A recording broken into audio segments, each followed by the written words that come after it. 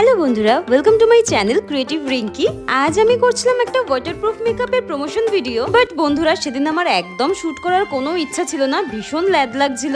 আর একটা promotion video shoot করার পেছনে এত খাটনি হয় তোমাদের বলে বোঝাতে পারবো না। এটা নিয়ে আসা, ওটা নিয়ে আসা, এটা করা, ওটা করা, বারবার রিটেক নেওয়া। যাই হোক, শুটটা কমপ্লিট করার পর আমরা সবাই মিলে প্ল্যান করেছিলাম ছাদে কাবাব বানাবো।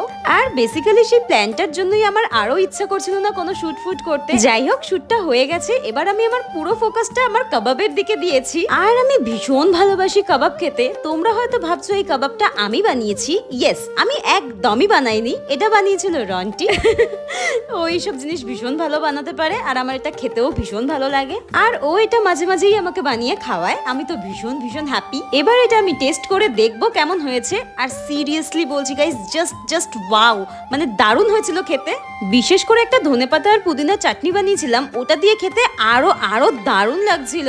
আর এখন শীতকাল আসছে, আর এই জিনিসটা আমাদের বাড়িতে এখন মাঝে মাঝেই বানানো হবে আর খাওয়া হবে। তো তোমরা কারা কারা কাবাব খেতে ভালোবাসো আমাকে অবশ্যই কমেন্ট করে জানিও। এখনের মতো তোমাদের সবাইকে টাটা।